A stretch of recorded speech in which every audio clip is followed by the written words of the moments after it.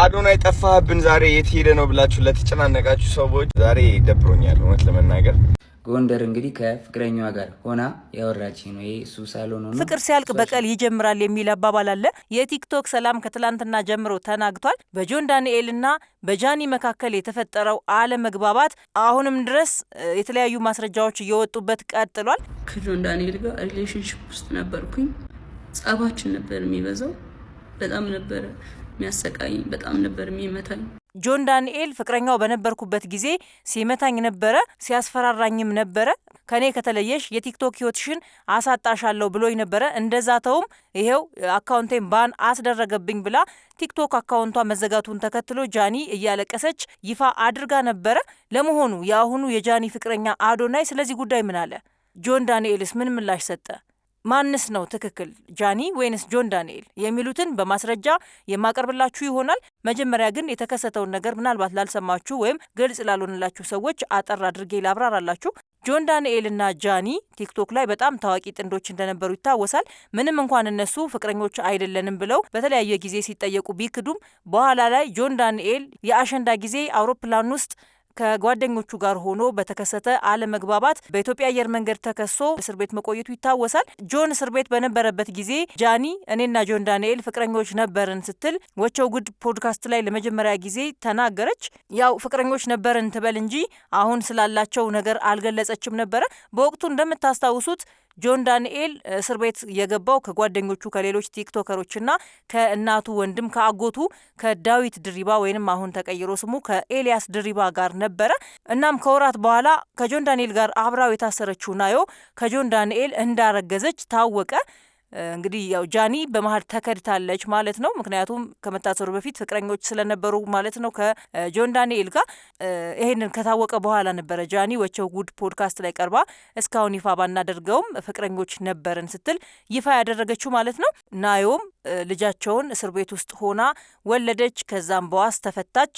በኋላ ላይ ሁሉም በይቅርታ በምህረት ፍርዳቸው ቀርቶላቸው ተፈቱ ማለት ነው። በዚህ መሀል ግን ጆን ዳንኤል እስር ቤት በነበረበት ጊዜ ስግጥ ፍምስ በሚል መርሁ የምናውቀው ቅኑ አዶናይ የቲክቶክ መንደርን ማናወጥ ጀመረ። ጆን ከመታሰሩ በፊት የአንደኝነት መንበሩን ቲክቶክ ላይ ይዞት ነበረ። ብዙ ተከታዮች ነበሩት። ብዙ ሰው ላይቭ ላይ ቁጭ ብሎ የሚያየው ሰው ነበረ። ነገር ግን እሱ በታሰረበት ወቅት አዶናይ በደንብ መታወቅ ጀመረ። ከመታወቅም አልፎ የ2025 የቲክቶክ ክሬቲቭ አዋርድ ላይ በ3 የተለያዩ ዘርፎች ሽልማቶችንና የአመቱ ምርጥ ቲክቶከር በመባል የመኪና ሽልማት አገኘ። ጆን ዳንኤል ከስር ሲፈታ የነበረውን የአንደኝነት ቦታ በአዶናይ ተነጥቋል። የአንደኝነት ቦታውን ብቻ ሳይሆን ጃኒንም በአዶናይ ተነጥቆ ነበረ። አዶናይና ጃኒ የፍቅር ግንኙነታቸውን ይፋ አላደረጉም ነበር ጆን ዳንኤል እስኪፈታ ድረስ ማለት ነው። ከተፈታ በኋላ ግን ጆን ዳንኤል መፈታቱን አስመልክቶ ቲክቶክ አካውንቱ ላይ ላይቭ ገብቶ ከ100 ምናምን ሺህ ሰው በላይ እየተከታተለው እንኳን ደህና መጣህ ያለ ጊፍት ሲያወርድለት ነበረ። በዚሁ ቅጽበት ነበረ ጃኒና አዶናይ ፍቅረኞች እንደሆኑ በግልጽ ላይቭ ላይ እነሱም ቁጭ ብለው ያሳዩን ማለት ነው። ከዛ በኋላም ጥንድነታቸውን የሚያረጋግጡ የተለያዩ ቪዲዮዎችን ሲሳሳሙም ሆነ ሌሎች ጥንዶች ሊያደርጓቸው የሚችሉትን ነገሮች እያደረጉ ያየናቸው ማለት ነው። ጆን ዳንኤልም በዛን ቀን በነበረው የእንኳን ደህና መጣህ የላይቭ ፕሮግራም ላይ ከልጁ እናት ከናዮ ጋር ታይቶ ነበረ። ናዮም አባቱ ማን ነው ስትሉኝ ለነበራችሁ ይሄው አባቱ መጥቷል ብላ በሳቅ አንድ ላይ ሆነው አባትነቱን አውጀዋል። እንደውም በወቅቱ ካስታወሳችሁ የልጅ ስም ማን ነው ተብሎ ጆን ዳንኤል ሲጠየቅ ሊያውቅ አልቻለም ነበርና ተወቅሶ ነበረ። ምን አይነት አባት ነው? ለጊፍቱ ነው የበለጠ የተንሰፈሰፈው ለናዮና ለልጁ ሳይሆን በሚል ወቀሳ ቀርቦበት ነበረ። በተቃራኒው ጃኒና አዶናይ በምናየው ከለካ ነው ማለት ነው። ውስጡን ባናውቅም ፍቅራቸው በየቀኑ እየጨመረ ከተለያያችሁ እናንተን ይጎዳለው እስኪሏቸው ድረስ ኮሜንታተሮቻቸው ፍቅራቸው እያበበ ነው የመጣው።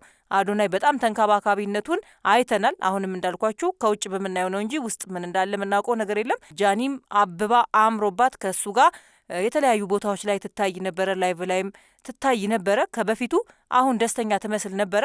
ነገር ግን እንግዲህ ወደ ትላንትናው ብጥብጥ ስመጣላችሁ ምንም እንኳን ጆን ዳንኤልና ናዮ ጆን ዳንኤል እንደተፈታ ልጃችንን አንድ ላይ ባንሆንም የኮፓረንቲንግ የሚባል አለ አይደለ አንድ ላይ ሳይሆኑ ተለያይቶ ግን አንድ ላይ ልጅን እንደማሳደግ በመደጋገፍ ለማሳደግ መወሰናቸውን ይፋ አደረገች ናዮ።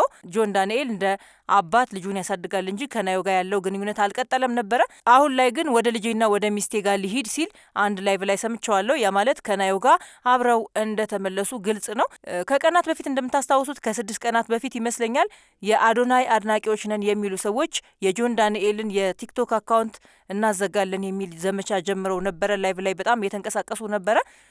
በዚህ መሀል ነው እንግዲህ የጃኒ አካውንት እስከ መጨረሻው ድረስ ባን የተደረገባት ማለት ነው። ብታመለክትም ሊመለስላት አልቻለም። ጃኒም አካውንቷን መዘጋቱን ተከትሎ ጆን ዳንኤል ነው ያዘጋብኝ፣ እሱ ነው እንደዛ ተው ያደረገብኝ፣ ይመታኝ ነበረ፣ ፍቅረኞች በነበርንበት ጊዜ ከፍቅራችን ይልቅ ጸባችን ያመዝን ነበር ስትል ገልጻለች። ሲደበድባት እንደነበረ የሚያሳዩ እዚህ ጋር አንቆኝ በሰዓቱ ቧጭሮኝ ነው፣ እዚህ ጋር ደግሞ እንደዚህ ቆርጦኝ ነው እያለች ስቶሪ አደረገች ማለት ነው። ይህንን ተከትሎ የቲክቶክ ማህበረሰብ እንዴት ሴት ልጅን ያጠቃል፣ የቀነኒ ሞትም የቀነኒ ጥቃትንም እያነሳ ቀነኒ ስትሞት ነው የደረስንላት፣ ለጃኒ ግን አሁን እንድረስላት፣ ጆን ዳንኤል ለህግ ሊቀርብ ሊጠየቅ ይገባል የሚል ዘመቻ መጀመሩን ተከትሎ ጆን ዳንኤል በእኔ በኩል ያለው እውነታ ይሄ ነው ሲል ተከሰተ። ጆን ዳንኤል በፍጹም እኔ እሷን አላጠቃዋትም፣ ይሄው እናትና አባቴን ካገኘሁኝ 1 ዓመት ከ6 ወር ሆኖኛል፣ ድጋሜ አያሳየኝ፣ ልጄን ይንሳኝ፣ ልጄን አያሳየኝ፣ በፍጹም እሷን ላጠቃ አልችልም። እኔ ማለት እሷን ደጋፊ፣ ለእሷ የምቆረቆር የምቆምላት ወንድ ነኝ። እስር ቤት እያለሁኝ መኪና መግዛት ፈልጋ ትንሽ መኪና ትንሽ ከምትገዢ እኔ ላበድርሽና ጨምረሽ ግዢ ብዬ የባንክ አካውንቴን ሙሉ እኩልና ሰጥቻት 1.1 ሚሊዮን ብር ተበድራኝ ነው መኪናዋን የገዛችው። እስካሁንም ድረስ የባንክ አካውንቴ በእሷ ሙሉ ውክልና ስር ነው፣ እንደፈለገች ማድረግ ትችላለች። ከተፈታውም በኋላ ቢሆን አዲስ ግንኙነት ውስጥ እንደገባች ሳውቅ እኔም ጥጌን ይዤ መስመሬን ይዤ ለመቀጠል ሞክሬ ነበረ። ነገር ግን እሷ እየደወለች ታወራኝ ነበረ። በተለይም ደግሞ ብሎ አንድ የሆነ የድምጽ ቅጂ አሰምቶናል። ይሄም የድምጽ ቅጂ ጎንደር በነበረችበት ወቅት ከአዶናይ ጋር የጥምቀት በዓልን ለማክበር በሄዱበት ወቅት ማለት ነው። ሽንት ቤት ውስጥ ተደብቃ አዶናይ ሳሎን ሆኖ ታወራኝ ነበረ፣ ከኔ ጋር ታወራ ነበረ ሲል የድምጽ ሪከርዱን አሳይቶናል። ራቁቷን ሆና ነው እንግዲህ በቪዲዮ ኮል አወራችኝ ብሎ የድምጽ ሪከርዱንና የተጻጻፉትን አሳይቶናል ጆን ዳንኤል። አዶናይ እስካሁኗ ሰዓት ድረስ ምንም አይነት ምላሽ አልሰጠም። በቀን 10፣ 15፣ 20 ቪዲዮ የሚፖስተው ልጅ ምንም አይነት ፖስት አልፖስተም። እንግዲህ አስደንጋጭ እንደሚሆንበት ግልጽ ነው። ምክንያቱም ደግሞ ከጃኒ ጋር ጥሩ የሆነ የፍቅር ግንኙነት ውስጥ እንዳሉ ነው እንግዲህ እኛም የምናውቀው በሚፖስቱት ነገር።